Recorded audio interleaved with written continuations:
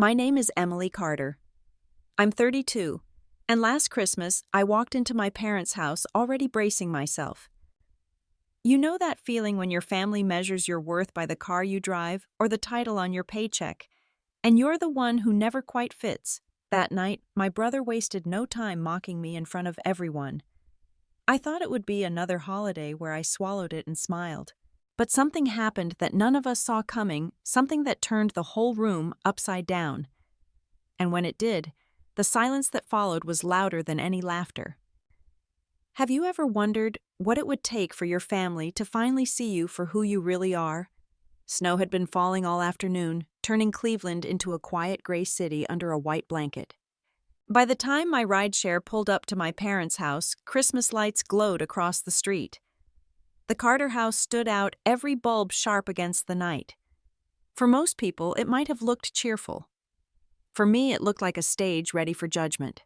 The driveway was full, my parents' Subaru on one side, Michael's silver Tesla gleaming on the other like a trophy. Even before I saw him, I knew the car was his way of announcing victory. I grabbed my bag and stood there for a second. A year had passed since I came home, but the weight felt exactly the same. Inside, the heat and smells of roast ham and gingerbread wrapped around me. Voices layered over one another, Mom giving directions, Dad's booming laugh, Aunt Linda's softer tone. And then Michael's laugh, louder, practiced the sound of someone who needed to be noticed. Emily. Mom called from the kitchen without looking. Coats in the closet, shoes in the bin. Don't block the hall, Grace is bringing pie. Hi, Mom, I said, but she had already turned back to the oven. Michael appeared next. Perfect jacket, hair combed just right, smile polished. He was 35, but carried himself like the quarterback who never stopped winning. His eyes scanned me, boots, coat, hair, and then the smirk came. Well, well, he said loud enough for everyone nearby. The unemployed have landed. A couple of laughs broke out. Rachel, his wife, came forward in a cream sweater dress and diamond studs. She kissed the air near my cheek. You look cozy, she said, a compliment wrapped in judgment. Thanks, I answered. It's winter. Grace, our youngest sister, sliced bread at the counter. She gave me a small, guilty smile, one that said she noticed but wouldn't interfere. Aunt Linda, though, came straight over and hugged me tightly. Good to see you, honey. You made it through the storm, she whispered. At that moment, she was the only shield in the room. Let's sit before the food cools, Dad announced. His cheer sounded real, but the way his eyes lingered on Michael's Tesla keys on the counter told another story. We took our usual seats. Dad at the head, Mom across from him. Michael to Dad's right, with Rachel beside him. Aunt Linda sat across Grace next to me. The table was set with china candles burning steadily, windows fogged from the heat. From the outside, it was picture perfect. Inside, it was already tense. Michael started the meal the way he always did, by taking the floor. Rates jumped this quarter, he said. But my desk outperformed. Closed a refinancing for Robertson Steel, you probably saw it. Dad's nod was immediate. Of course. Impressive. And the house, Mom added, glowing with pride. $500,000. Can you believe it? With the Tesla, too. Michael, you've really made us proud. Michael waved it off modestly. It's not about the car. I just like not paying for gas. Rachel tilted her wrist so the bracelet he'd given her caught the candlelight. He surprised me with this last week, she said, smiling at the diamonds. Feels good to enjoy the rewards of hard work. I moved green beans on my plate. No one asked what I'd been doing. Not the late nights helping kids in Lakewood, not the mural project drying in a school gym. Around this table, success was measured in houses and cars. Emily passed the rolls, Mom said, glancing my way for the first time. Then she turned back to Michael.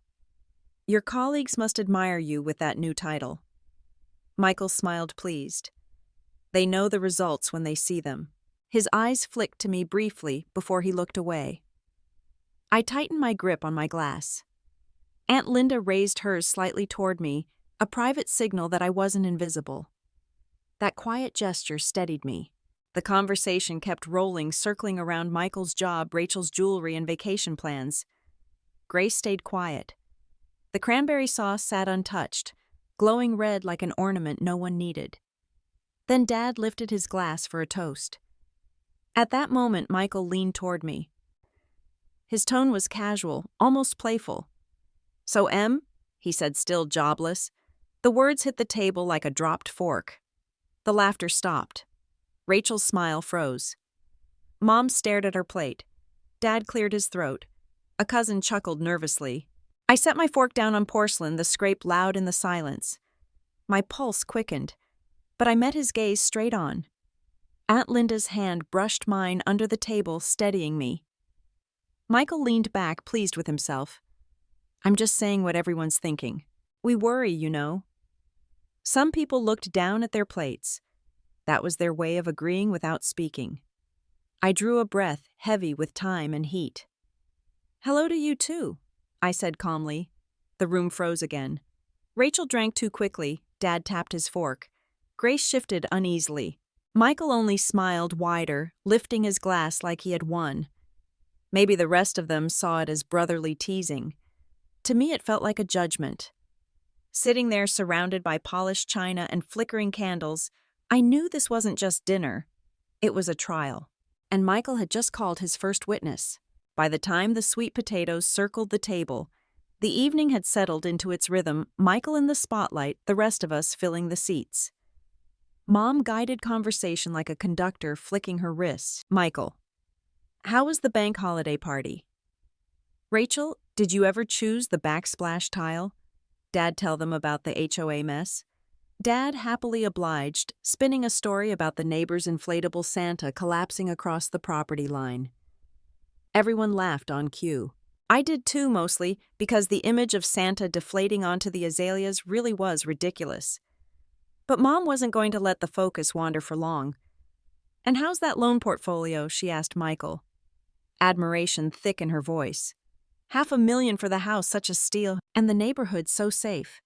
"Appraised above ask," Michael replied, smooth as the shine on his cufflink. "Tesla's just a perk from work. We have a charger in the garage. Efficient." Rachel placed a hand on his sleeve with the kind of practiced grace you'd see in a magazine spread. "Show them the bracelet," she said, turning to me before raising her wrist. Diamonds winked across the table. "He surprised me last week." It was nothing, Michael said, but his smile said otherwise. Every eye followed the sparkle on Rachel's arm. Then Mom pivoted. "Grace, you should take a page from Rachel's book, sweetie. Everything she does is so tidy." Grace pressed her fork into the marshmallow topping until it caved her voice flat. "Noted." And then it was my turn, though, only in the way teachers call on the quiet student who hasn't spoken. "And you, Emily, how is everything?" I knew that trick. Everything meant pick something safe. Not too personal, nothing that makes anyone uncomfortable. "Busy," I said. "We just finished a mobile pantry route that— Did you hear Michael ran the turkey trot?" Mom cut me off, her face glowing. 8-minute mile. 7:59, Michael corrected smoothly. But who's counting? Dad jumped in to pile on. "Tell them about your client dinner," he said, proud and paternal, giving Michael the kind of scaffolding that held him up higher than the rest of us could ever reach. "Not much to tell," Michael said with a shrug designed to invite questions. We closed. I stood up for the team. "You know how it is." "$500,000, Mom repeated again, almost reverent. "Such a blessing," Michael quipped. "Praise favorable interest rates," and even I cracked a smile. A good line was a good line. Still, the more the conversation circled him, the smaller I became. I passed dishes, said please and thank you, and filled water glasses. The more useful I made myself, the easier it was for them to leap right over my part in the story. Then Mom, maybe trying to sound generous, set her fork down and looked around the table like a general surveying the field. "Michael has everything lined up," she said warmly. "A good job, a beautiful home, a plan." Sometimes I wish she paused just for drama. I wish Emily had even half of that. The words hung there soft but heavy. A hush rose like steam. Aunt Linda's eyebrows lifted but didn't move further, like a bird deciding not to take off. Grace glanced at me, then back to her plate so quickly it felt like a flinch. "I have a lot," I said finally. My voice was steady when I wanted it to crack. Just different. Of course, Mom replied. Of course. She buttered a roll tenderly as if kindness balanced the sting. It's just, stability is nice. At your age. Rachel's cheeks glowed with a smug satisfaction. Stability is so undervalued, she chimed in. I tell my Pilates girls this all the time. Her words stung not because of what she said, but because she said it in alliance with Mom. Mom hadn't meant to be cruel. That made it worse. She'd reduced me to a fraction half of, and cloaked it in affection. Under the table, Grace brushed my knee with her hand, quick as a secret. Aunt Linda, refusing to let the silence win, turned to me. What's kept you busy lately? She asked gently. I opened my mouth, ready to talk about the kids in Lakewood, about the mural we'd painted together, about something that mattered. But Michael cut in, his timing flawless. I actually have some news, he announced, voice bright, pulling every gaze back to him like a magnet. We're exploring a new product line. I might lead the Cleveland initiative. The table came alive again, conversation buzzing like bees around honey. Oh, honey, Mom said, her eyes shining as if Rachel's bracelet had lit them up. That would be amazing. And just like that, my story folded back inside me, waiting for another day. That's what happens when no one asks you. Learn to keep your stories quiet. The mashed potatoes came the way they always did in our family, skins left on butter, heavy beaten until they were clouds. I spooned them onto my plate and ate them like memory, as if food could patch over an emptiness that had nothing to do with hunger. 3 Christmases ago, I had walked away from a job with a cubicle, a badge, and fluorescent lights that hummed too loudly. There hadn't been a dramatic blow-up. No shouting boss, no broken copier. Just me at my desk one morning, realizing I could not sell my energy to a spreadsheet that meant nothing to me. My resignation came in a quiet Word document, and my hand was steady when I typed it. Mom had cried. Dad frowned the way mortgage-paying men do. Michael had called it impulsive, sliding me an article about how women negotiate poorly. Rachel had sent a podcast titled, Find Your Passion. I never hit play. My passion then was walking out the door. And I did. For months I drifted until the community center in Lakewood became my anchor. The pay was scraps at first, stipends, grants, small projects, but the work was alive. Kids needed homework. Help parents needed food boxes.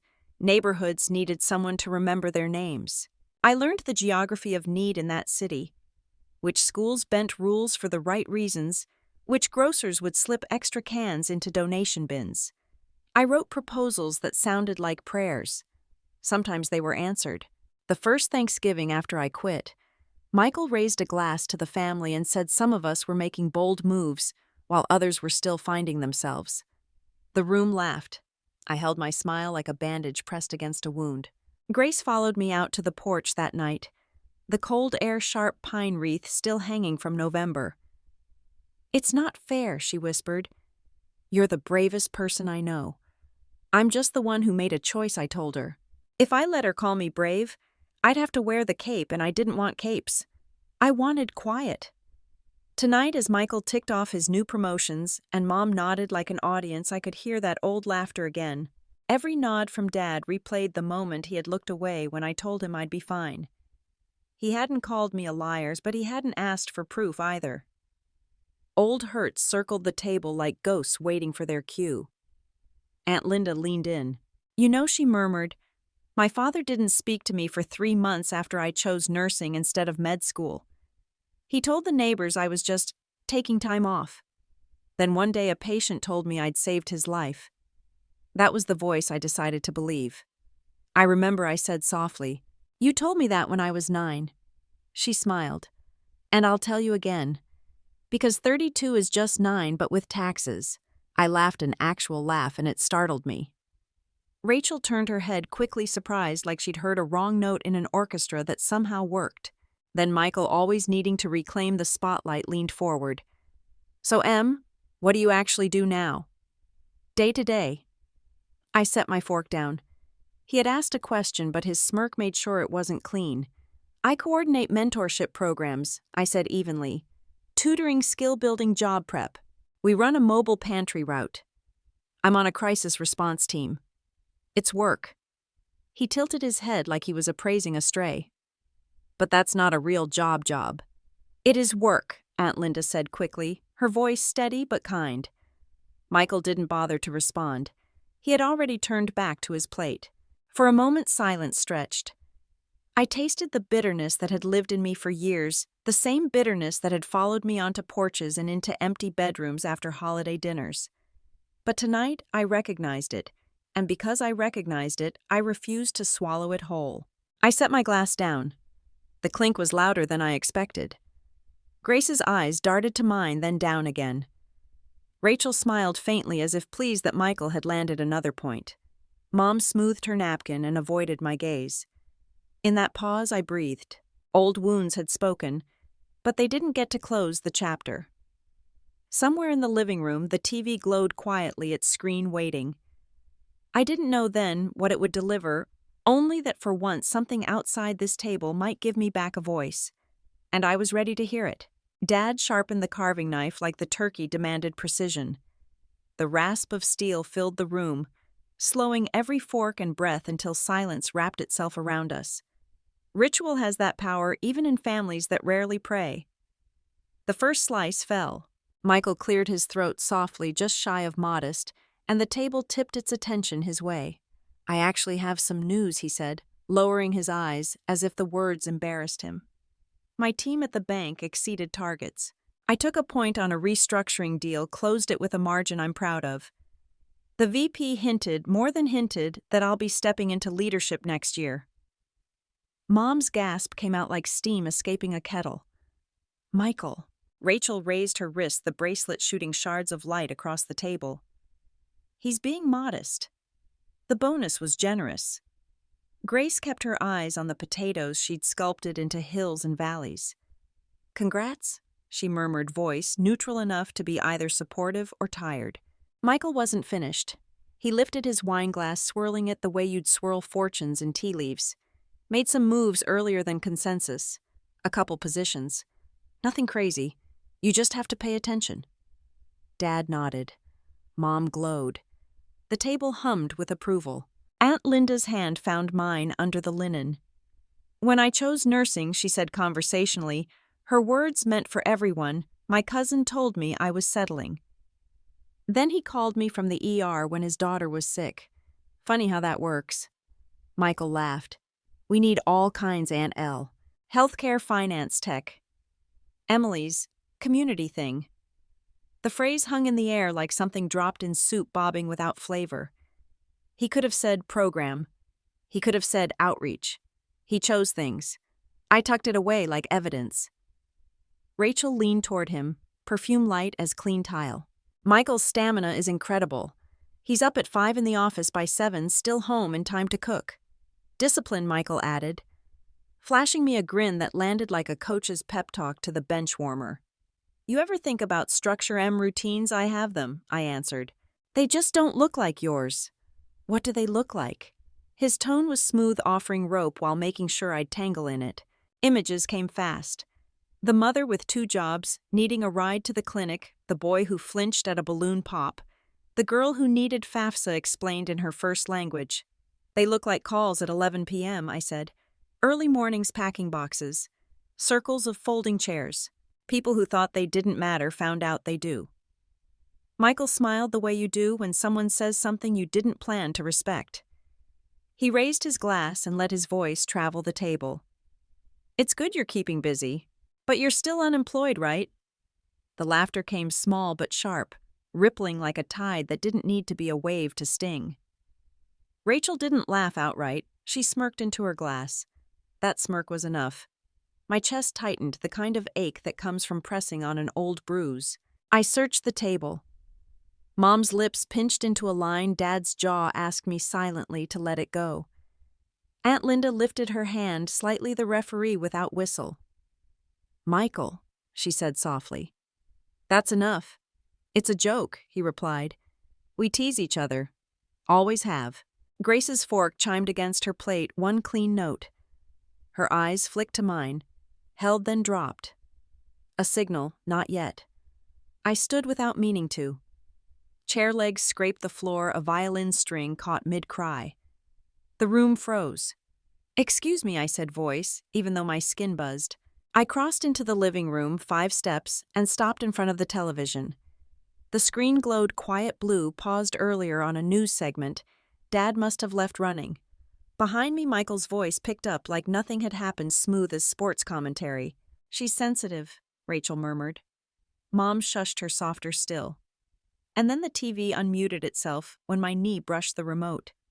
Headlines scrolled, then a segment rolled, "Year-End Community Heroes." The anchor's tone softened, reverent. Faces flashed across the screen. First a teacher with a coat drive, then a bus driver who pulled a child from a snowbank, and then me. Not curated, not holiday polished. Just grainy phone footage from that day in Lakewood. The rush of bodies, the chaos, my frame moving without pause toward 2 kids in danger. A still shot followed my hand on a boy's shoulder, both of us trembling. Local Hero Award 2022. The reporter's voice lifted, for quick thinking and extraordinary courage. Behind me, silverware hit porcelain. Feet shifted. The air thickened into a hush. "That's Emily," someone whispered. It was David Collins, the neighborhood reporter Mom had invited out of habit. He stared at the screen, stunned. "That's her." The room tilted. The story I had kept quiet. The story I'd never planned to tell here filled my parents' living room in high definition. I had wanted an invisible Christmas. Instead, the TV handed me a public one. My face was the headline now, and there was no hiding. The living room was dim, washed in the blue glow of the paused TV.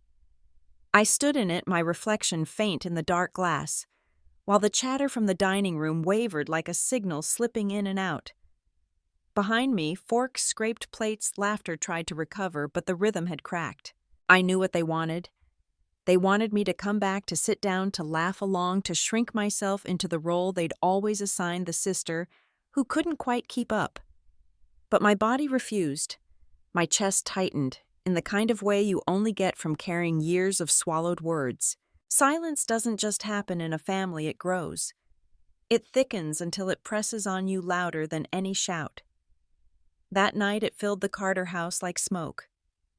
I caught Dad rubbing the edge of his jaw the same way he always did when he disapproved but didn't want to fight. His eyes stayed on his plate, heavy with judgment he wouldn't speak out loud. Mom sighed into her napkin, a sound so soft but sharp enough to slice.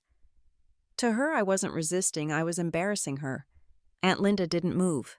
She sat with her wineglass in hand, her bracelets glinting faintly, her eyes steady on me as if she knew this silence wasn't mine to carry alone. Grace at the far end of the table looked smaller than usual. Her fork sat anchored in mashed potatoes she wasn't eating, her shoulders tense like she was carrying my weight alongside her own. She didn't look at me, but I felt her. That unspoken sister's language, "I'm here, but I'm scared too." I wanted to speak.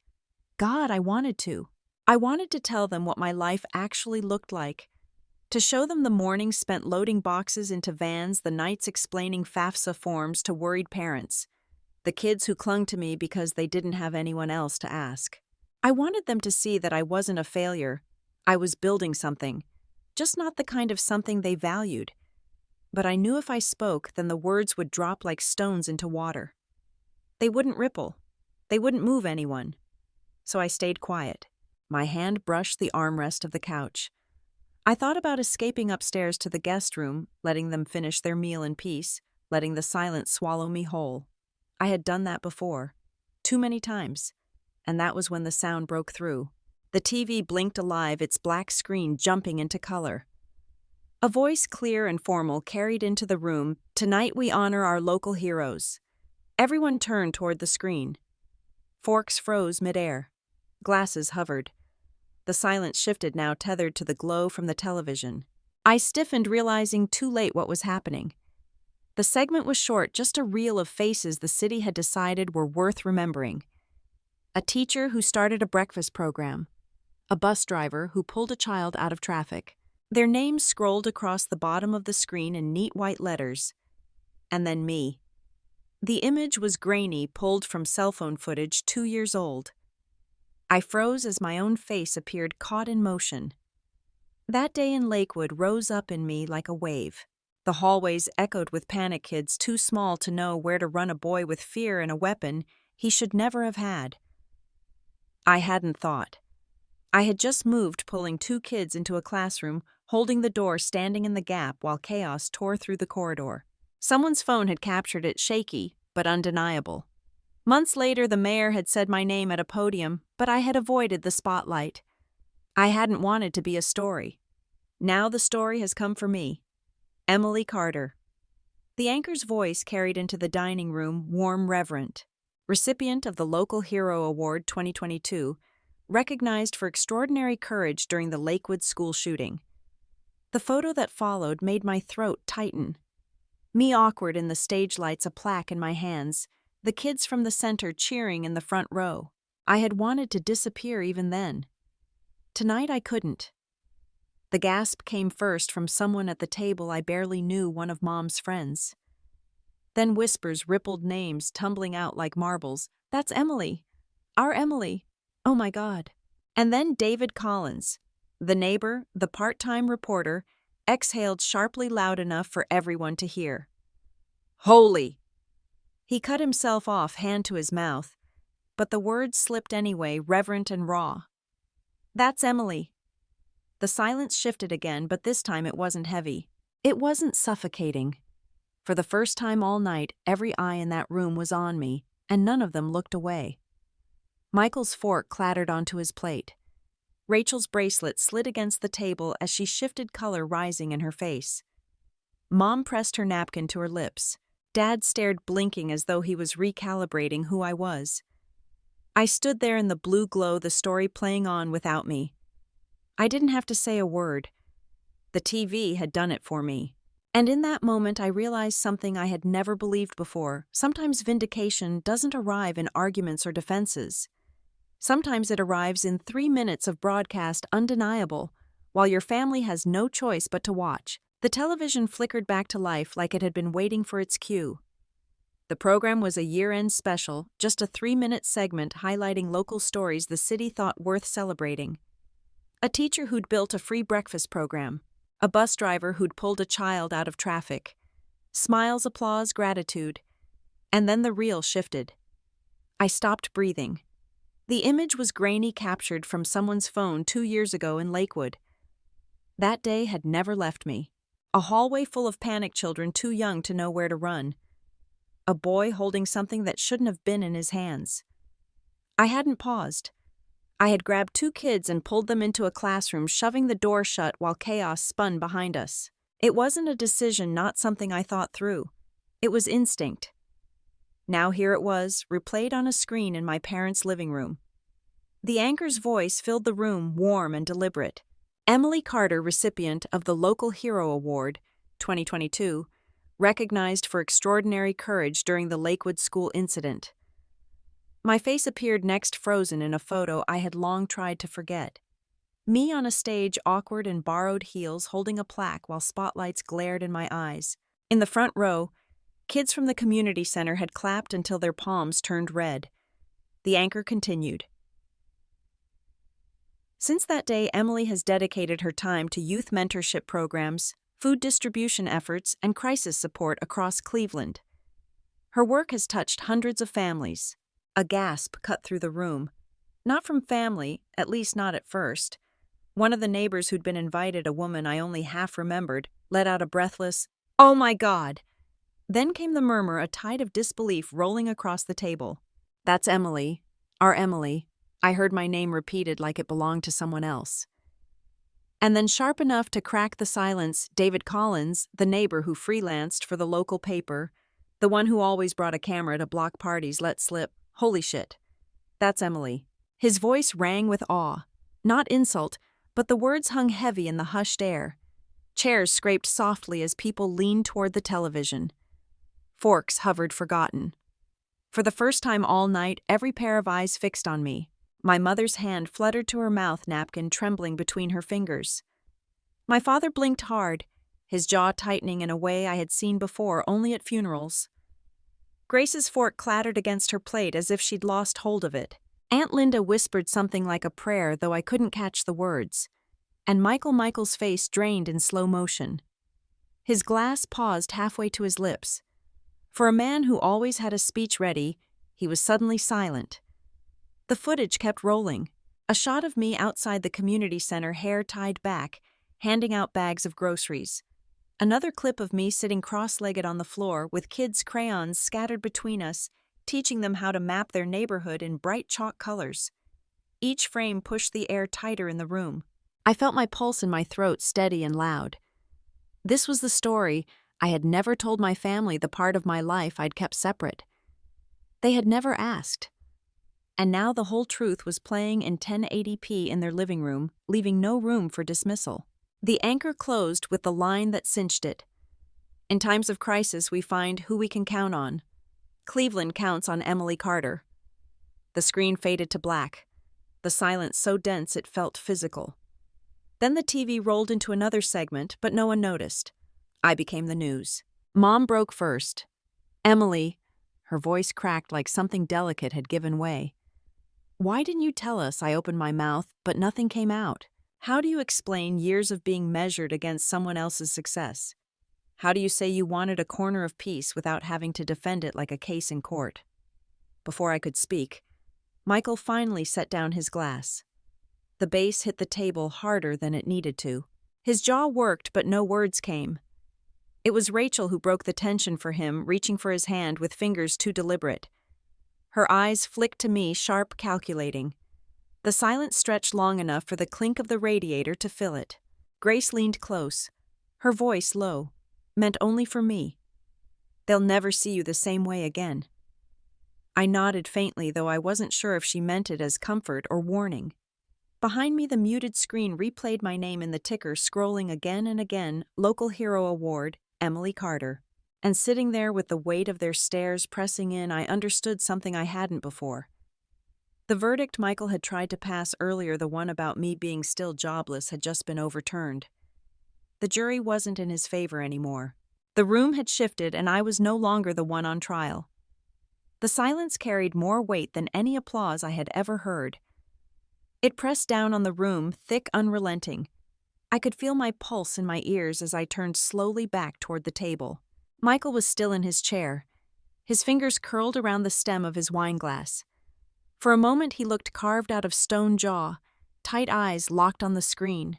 Then, as if his body betrayed him, the glass slipped. It shattered against the hardwood in an explosion of sound. Red wine splashed across the pale carpet, staining it in branching streaks that crept outward like cracks in ice. The mess spread irreversible, undeniable. Nobody laughed this time. Rachel flinched, pulling her hands into her lap as if the spill might jump onto her. Her face flushed crimson, not from embarrassment for him, but from something sharper. She turned her head as though if she looked away she could detach herself from the orbit of his humiliation. Mom raised her napkin to her mouth, eyes wide. Her hand trembled just enough that I noticed. Emily. She whispered the name shaped like a confession. You truly did that, her voice cracked on the last word. I thought of all the times she had stayed composed when Michael boasted about his 6-figure bonus, when she had reduced my efforts to half of what he has, when she treated me like an afterthought. She hadn't cracked then. But now seeing me on a screen recognized by strangers, her composure finally broke. Dad's gaze was steady, his face unreadable at first. Then I saw it, the recalibration, the rewiring. The way he blinked, slow and deliberate, like he was adjusting the image of me he had carried for years. I couldn't speak. My throat felt sealed, as though the words I had saved up for a decade had been locked away behind iron. On the screen, the footage continued. A child crying into my shoulder. My hand rested lightly on his back as reporters swarmed with microphones I had refused to touch. I had declined every interview back then, desperate not to be turned into a spectacle. But now the spectacle had forced its way into my parents' living room, uninvited and uncontainable. Michael swallowed. Adam's apple jerked once, then again. His face had lost all color, drained pale under the warm glow of the Christmas candles. He opened his mouth, and what came out was a sound halfway between a laugh and a choke. That's edited, he stammered, forcing the words out. Probably, A coincidence. Lots of people named Emily Carter. Nobody believed him. The room stayed still except for the faint clinking of forks as someone nervously adjusted silverware. The lies landed flat, heavy, lifeless. His denial couldn't compete with the clarity of my face on the screen. Aunt Linda leaned forward, her bracelets catching the light. "Michael," she said softly, but her tone carried weight. "That's your sister." Grace, who had been silent through most of the evening, let out a quiet, shaky laugh. Not cruel, just astonished. She looked at Michael, then at me, then back again. "It's her. We all know it's her." Rachel's lips parted, but no words followed. She pressed them shut again, hiding behind the rim of her wineglass. For years, Michael had carried himself like the only star in the Carter family orbit. His job, his car, his house, his success, all of it had been staged for applause. And now, with one unexpected broadcast, his spotlight had slipped. The weight of silence turned into something else, a shift, a realignment. For the first time, he wasn't untouchable. His grip on the room had faltered. I sat still, the heat from the fireplace brushing the side of my face. Every instinct told me to shrink, to disappear, to make this moment smaller so the room could breathe again. But I stayed. I let it hang in the air, let them look at me, let Michael sit in the ruins of his own performance. The footage looped again, replaying the same clips. My name scrolls across the ticker at the bottom of the screen again and again. Emily Carter. Emily Carter. Emily Carter. Michael lowered his eyes, staring at the red stain blooming on the carpet, as if it might swallow him whole. For once, his silence was louder than anything he had ever bragged about. The room felt altered, like someone had tilted the house and let the air spill out before replacing it with something entirely new. It wasn't loud, not like the laughter that usually followed Michael's stories. It was quieter, heavier, the kind of quiet that rearranges the furniture of a family without moving a single chair. Aunt Linda rose first. She didn't hesitate, didn't glance around for permission. Her footsteps sounded deliberate on the hardwood, and then she was in front of me, wrapping me in the kind of embrace that leaves no room for doubt. Her voice brushed against my ear, low but strong. "Now they see you," she whispered. Her words landed like a stone dropped in water, sending ripples I couldn't control. Around us, murmurs began to stir. Guests who had barely acknowledged me earlier now leaned toward one another, voices carrying words I had never heard directed at me in this house. Amazing. Incredible. I had no idea. A neighbor from across the street who once asked Michael to recommend a mortgage lender but had never asked me anything actually clapped softly, like the news anchor might reappear if he made enough noise. Dad stayed in his chair, but I saw him shrink in it, his shoulders folding in like paper. He looked smaller than I had ever seen him, as though the weight of every dinner table judgment had come back to sit in his lap. Mom dabbed at her eyes with a napkin, blotting tears that seemed half pride, half something else. Guilt maybe, or the sting of realizing she had underestimated her own daughter. She tried to smile, but it bent at the edges, unsteady. Rachel twisted her bracelet again and again, the diamonds scattering light too brightly against the subdued hush. The sparkle looked out of place now, like sequins at a funeral. Her eyes never met mine. She kept them fixed on her lap, as if to say she hadn't chosen this stage, hadn't agreed to this scene. And Michael, my brother, who had greeted me with mockery less than an hour ago, sat stiff as a statue.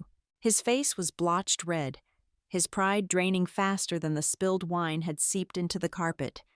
He tried to form words, but his voice betrayed him, trembling. "It's not," he stuttered. "She's exaggerating. People overhype these things."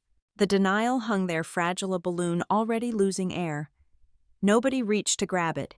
Nobody gave him the nods of approval he had come to expect. For once, the room wasn't listening to him. I stayed still, my hands folded in front of me. I didn't speak. I didn't need to. For once, I wasn't expected to explain myself, to justify my choices, to defend my worth. The story had been told already on a screen by strangers, with footage no one could argue against. Michael shifted in his seat, desperate for the spotlight that had abandoned him. His hand twitched toward his glass, but the shattered one at his feet reminded everyone of the moment he had lost it. He muttered something about editing, about television exaggeration, but the words sounded hollow. Aunt Linda kept her hand on my back steady and sure. Grace finally lifted her head, her eyes catching mine across the table. She smiled a small private smile, but it was enough to tell me she had been waiting for this. That somewhere inside her she had always known. The silence stretched, but it wasn't heavy anymore. It was waiting. Waiting for me. And that's when it hit me. Sometimes vindication doesn't arrive with raised voices or long speeches. It doesn't storm in through arguments or defenses. Sometimes it arrives as quiet proof playing across a television in your parents' living room, undeniable, unspinnable, forcing everyone who doubted you to watch without a chance to look away. I hadn't asked for this moment. I hadn't planned it. But standing there in the thick of it, I understood it was mine. And there was no going back. The television clicked into silence, cutting off mid-sentence. The screen froze on my face, awkward grainy, paused beneath the anchor's headline. The room held its breath. Forks hovered. Eyes darted, but no one dared to speak first. And then Grace moved. The sound was tiny at first, her fork set down with a deliberate clink that carried more weight than Michael's broken glass had minutes earlier. She stood slowly smoothing the skirt of her dark sweater dress, like someone gathering armor, not fabric. Her shoulders rose with a deep inhale, and when she finally spoke, her voice trembled just for a heartbeat before finding a strength none of us had ever heard from her before. Enough. It sliced through the hush. She didn't shout, but she didn't need to. The word itself seemed to rearrange the air. I've watched this for years, she continued, her tone stronger now, carrying across the table. Michael tearing Emily down. Mom and Dad pretending it's harmless. Rachel adding her little jabs, always with that smile. Her eyes flicked across the table, sharp as broken glass, catching each person she named. I've kept my mouth shut because I didn't want to be next. But I can't anymore. The hush deepened into something brittle. No one moved. Even the candles seemed to hold their flames steadier as though listening. Grace turned toward me, her face softening, her voice shifting from accusation to loyalty. Emily, I've seen what you've done. I follow every program, every post. I've been to the center. I've seen the kids who look up to you. Her eyes glistened, but she didn't let them fall. Instead, she straightened her chin, lifting with a conviction that seemed to grow taller than her frame. She pivoted back to Michael. And I am proud of you, she said to me before turning her sharp gaze back at him. Michael, you should be ashamed. The words hit like stones thrown into a still pond. Shock rippled outward, disturbing every carefully balanced face around the table. For years, Michael had been untouchable, his arrogance cushioned by parental approval, his cruelty excused as banter. Grace's defiance cracked the surface. Mom whispered Grace, but her voice lacked the steel it usually carried. She sounded like a mother pleading, not commanding. Grace didn't flinch. She squared her shoulders the way I'd seen her do in high school when she stepped onto a debate stage, nerves masked by resolve. I mean it. Tonight you mocked her in front of everyone. You laughed while she swallowed it like always. And now, thanks to that screen, we all see who really deserves respect. Rachel shifted in her chair, her bracelet tinkling against the table as she tried to busy her hands. But the gesture was nervous, not triumphant. Her usual air of superiority had wilted under Grace's words. Dad's hand clenched around his napkin, knuckles white. He opened his mouth as though to meditate, then closed it again. For once, he had nothing to offer. No joke, no deflection. Michael's jaw worked, but nothing came out. His usual arsenal sarcasm, charm numbers, and titles sounded hollow before he even spoke them. He sat rigid, face pale, caught between fury and humiliation. Aunt Linda leaned back, studying Grace with something close to awe. Well, she said quietly, but with a kind of finality, there it is. The silence that followed wasn't empty, it was full-charged. I sat frozen, my breath tight in my chest. I had learned to live without allies at this table, to armor myself in invisibility. And now Grace, my little sister, who had spent so much of her life blending into the background, had stood up and spoken the words I had never dared to demand. My throat burned. Not from pain, from something closer to gratitude, raw and overdue. I hadn't expected it to come from her, and maybe that's why it struck so deep. Grace sat down slowly, but the weight of her words didn't leave the room. They hung there undeniable, hovering over Michael's shattered glass, over Rachel's silence, over our parents' stunned faces. And for the first time in years, the balance of power at that table shifted. Not because of me, but because of her. The night wasn't over, but the ground beneath us had already changed. Michael laughed sharp and brittle, the sound of glass underfoot. It wasn't joy, not even amusement, it was panic, dressed up in bravado. He leaned forward, wine still dripping from where the stem of his glass had shattered earlier. His hands trembled slightly, though he tried to disguise it with a dismissive wave. "Come on," he said, voice pitched too high. "You can't honestly believe this makes her some kind of hero. She quit a stable job. She's been drifting for years. One award, one lucky break doesn't erase a lifetime of irresponsibility." The words scratched the air, desperate, each syllable sharp enough to sting. He glanced around the table, scanning for nods for allies. His eyes landed on Dad, then Mom, then Rachel, searching for anyone to throw him a rope. None came. The silence pressed back against him. For the first time, his voice didn't fill the room. It bounced off the walls and fell flat. David Collins cleared his throat. The neighbor, the casual guest, the man with the camera, he leaned forward, elbows on the table, his voice low but steady. "I was there that day," he said, his gaze fixed on Michael like a verdict. "I covered the story. I saw it with my own eyes. Your sister saved lives." He paused, let the words land. "That's not drifting. That's courage. The kind most of us pray we'd have if the moment ever came." A ripple moved across the table, not of laughter this time, but of recognition. Something in the air had shifted, and it tilted away from Michael. Michael's jaw twitched. His mouth opened, then closed. He tried again, lips moving, but no words came. For a man who always had a ready quip, a story, a statistic, his silence was louder than any argument he could have made. Rachel shifted in her seat, cheeks flushed red. Her fingers worried the edge of her napkin until it frayed. She didn't look at me. She didn't look at Michael either. Her eyes stayed fixed downward, as if the embroidered hem could rescue her. Mom's lips parted, then closed, then parted again. She looked at me with eyes I hadn't seen in years, uncertain, almost searching. Dad leaned back in his chair, his usual composure unraveling. He fiddled with his watch, then his cuff, then stilled his gaze trained on his son with quiet disappointment. Michael's mask cracked. I saw the shield of superiority he'd polished for years, the armor of titles, bonuses, cars, and square footage. All of it fissured in an instant, leaving the man beneath exposed. He didn't look powerful. He didn't look untouchable. He looked small, fragile, humans. And for the first time, I didn't feel crushed by him. I didn't feel like the younger sister was overshadowed or the failure in the family story. I felt steady, not triumphant, just steady, as if the ground beneath me finally belonged to me again. Grace reached across the table, her hand brushing mine with a squeeze meant for me alone. Aunt Linda nodded once, her bracelets chiming softly, a private applause in the silence. Michael tried again, voice breaking this time. She's just been lucky. You don't know the whole picture. Emily's choices. Her choices saved children. David interrupted firmly. That's the whole picture. No one contradicted him.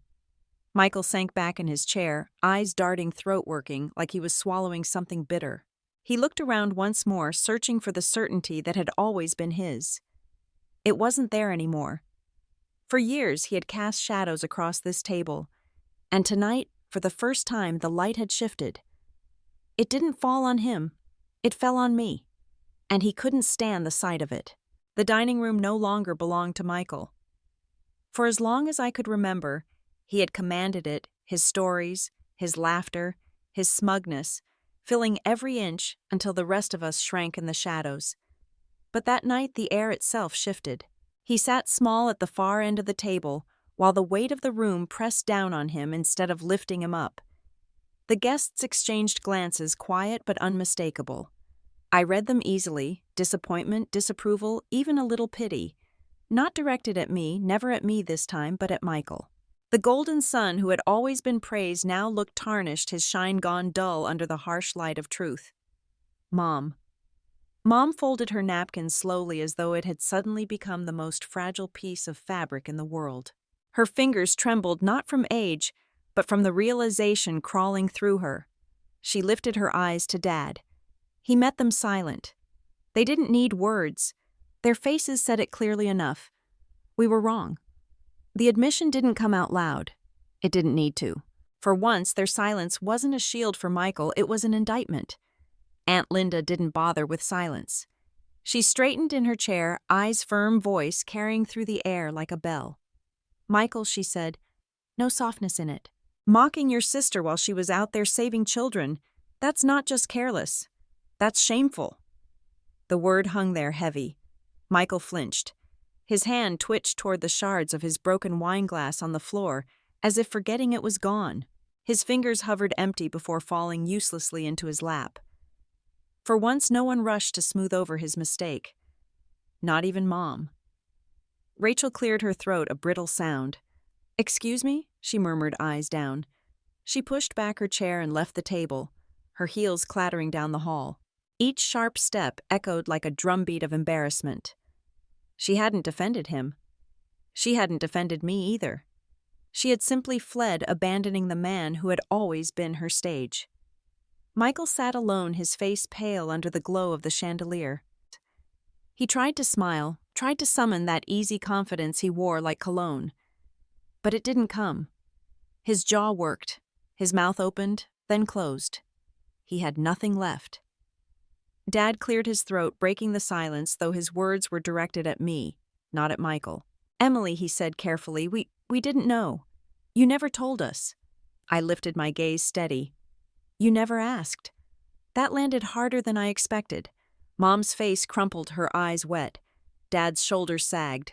For years they had propped up Michael, feeding his pride while brushing me to the side. Now the weight of that choice settled on them. Guests began murmuring, voices rippling around the table. She's incredible, one said softly. I had no idea, said another. Compliments, astonishment, respect, all things I had never been given in this house were now spilling freely, aimed at me. Michael's knuckles whitened around his fork. He looked like he wanted to shout, to claw back the attention. But the current had turned, and nothing he said could reverse it. Aunt Linda leaned forward, her bracelets chiming as if punctuating her words. Respect, she said. Looking at me is earned by what you do when no one is watching. And Emily has done more than any of us realized. That deserves acknowledgment. I swallowed hard. For a moment, the years of being belittled, overlooked, second-guessed, all of it pressed against me. And then just as quickly it lifted. Because justice had arrived. Not in fiery speeches or loud confrontations. Not even in my own defense. It arrived quietly, undeniably, in the way the room turned its back on Michael and faced me instead.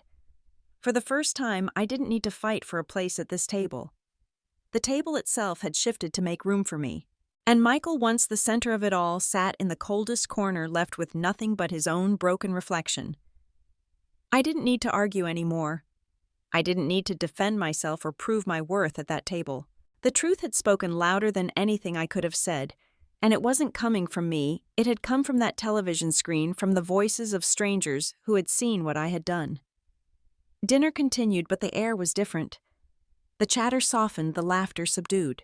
For the first time in years, people turned to me with questions not about Michael's latest deal, not about Rachel's bracelet, not about the square footage of some new house. They asked me about the kids at the center, about the programs, about the food drives and the workshops. What are the kids like? Most one of Mom's friends leaned forward, her tone almost eager. They like it when someone shows up for them, I said simply. Homework, help learning to fix a bike, painting a mural together. It's not about what we do, it's about being there. There was no need to flourish, no need for bragging.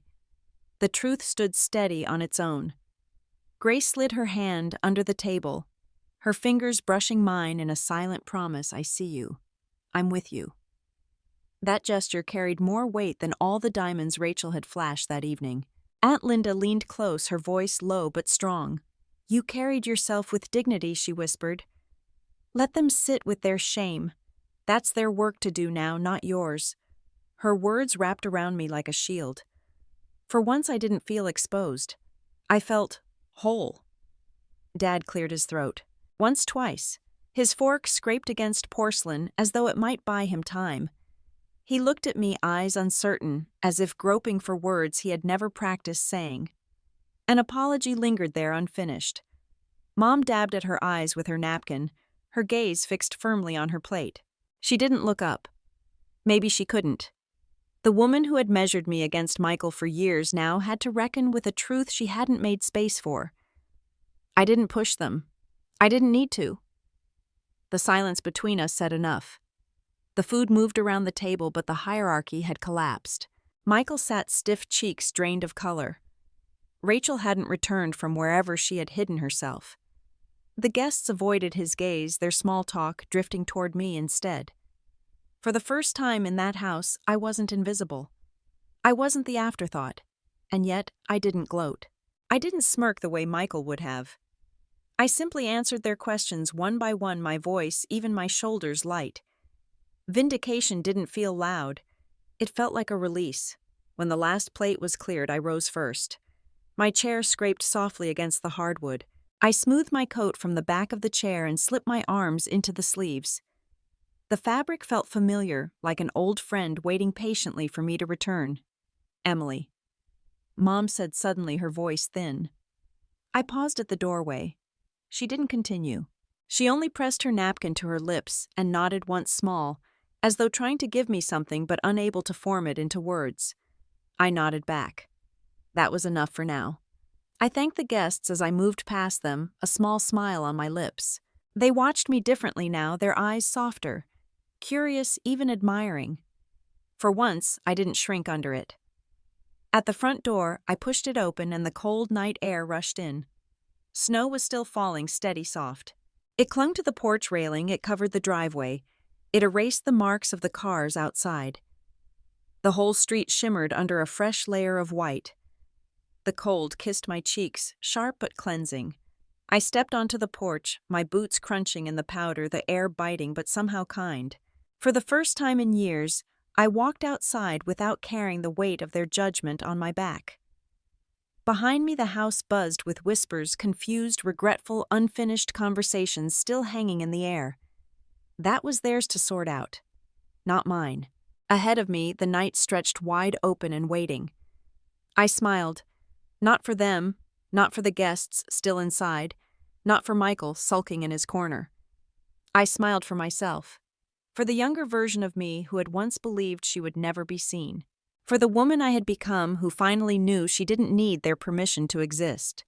And if my voice could have carried through every home where someone sat, dismissed, overlooked, or belittled by the people who should have loved them most, I would have said this: if your family ever mocks you, don't despair. Truth has its own way of arriving. Sometimes it comes quietly, sometimes in the very moment they least expect it. And when it does, you won't need to fight for your place anymore. It will already